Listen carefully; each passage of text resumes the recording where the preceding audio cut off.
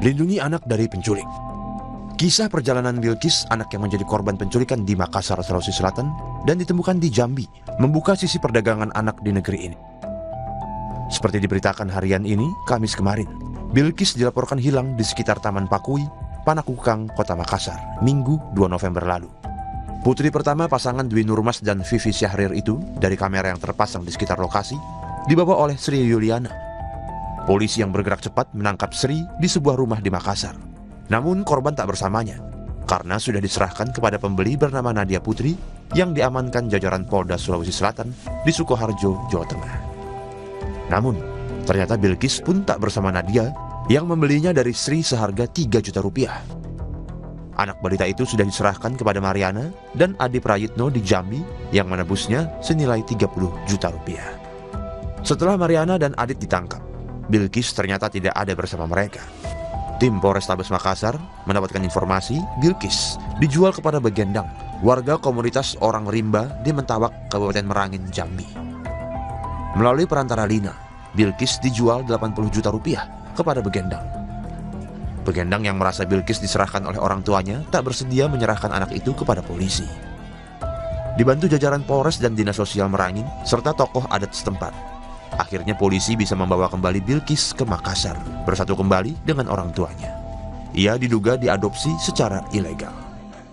Perjalanan panjang Bilqis jarak dari Makassar ke Jambi tak kurang dari 2.394 km, menyeratkan pelaku penculikan dan perdagangan anak di negeri ini sudah melintasi provinsi. Jaringannya luas, bahkan bisa jadi secara internasional. Kepolisian menyebutkan pola penculikan anak sepanjang tahun 2025 menunjukkan peningkatan kompleksitas modus dan pelakunya antara lain dengan memanfaatkan teknologi dan media sosial. Latar belakang kasusnya pun kian beragam, termasuk memanipulasi emosi korban yang masih rentan. Kementerian Pemberdayaan Perempuan dan Perlindungan Anak (PPPA) mencatat peningkatan kasus perdagangan anak yang sebagian besar diwarnai dengan penculikan. Sejak 2021 dengan 13 kasus dan 27 korban. Tahun 2022 terdapat 28 kasus dengan 89 korban. Tahun 2023 ada 21 kasus dengan 45 korban. Dan tahun 2024 terjadi 50 kasus dengan 70 korban. Dalam waktu 4 tahun hingga November 2025, terjadi lonjakan hampir 4 kali lipat kasus penculikan anak. Ancaman pidana bagi pelaku penculikan anak, seperti disebutkan dalam Undang-Undang Nomor 35 Tahun 2014 tentang Perlindungan Anak dan Kitab Undang-Undang Hukum Pidana, hingga 15 tahun penjara, tak membuat pelaku jera. Perlu sanksi yang lebih tegas dan keras lagi bagi pelaku, termasuk sanksi sosial. Di sisi lain, orang tua dan masyarakat perlu kian peduli dan berupaya bersama melindungi anak-anak dari ancaman penculikan dan perdagangan. Anak-anak bukan komoditas. Mereka adalah masa depan keluarga, masyarakat, dan bangsa.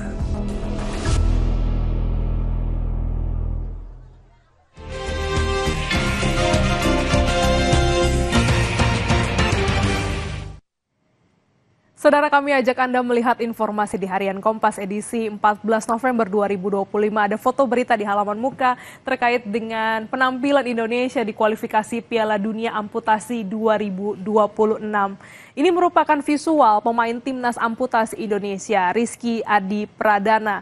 Di kanan berhadapan dengan pemain timnas amputasi Iran, Dama Fandi Muhammad pada kualifikasi Piala Dunia Amputasi 2026 zona Asia di Stadion Madia, Kompleks Gelora Bung Karno pada Kamis kemarin. Indonesia kalah dengan skor 0-3 dan gagal melaju ke Piala Dunia Sepak Bola Amputasi 2026. Kita lihat lagi judul besar Harian Kompas, MK larang polisi duduki jabatan sipil. Pemerintah dengan judul ini artinya polisi aktif tidak bisa lagi menduduki jabatan sipil menyusul putusan Mahkamah Konstitusi yang menetapkan semua anggota Polri hanya dapat memegang jabatan di luar kepolisian setelah mengundurkan diri atau pensiun. Pemerintah menyatakan siap menindaklanjuti putusan MK ini dengan mengubah peraturan perundang-undangan dan menyesuaikan status anggota Polri yang kini tengah menduduki jabatan sipil secara bertahap. Ada juga informasi dari olahraga, lembaran baru Borobudur Marathon. Kita bergeser ke tengah, saudara. Penyelenggaraan Bank Jateng Borobudur Marathon tahun ini menandai lembaran baru. Selain naik kasta ke elite level dari World Athletics, perlombaan juga menyajikan rute baru untuk semua kategori. Selain itu, saudara, kita bergeser ke halaman 15 terkait dengan peristiwa ledakan di SMAN 72 Jakarta. Polisi periksa ayah, ABH, dan juga siswa.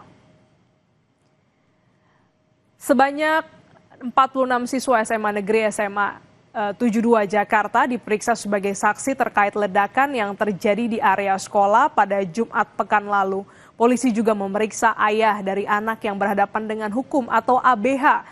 Rangkaian pemeriksaan diharapkan menambah terang motif di balik peristiwa ledakan. Selengkapnya saudara dapat Anda baca di Harian Kompas edisi hari ini atau mengakses kompas.id.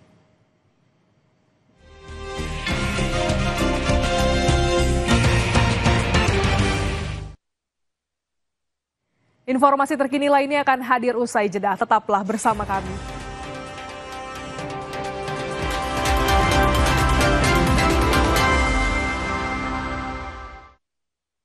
Berita terhangat yang paling menjadi perhatian publik selama sepekan.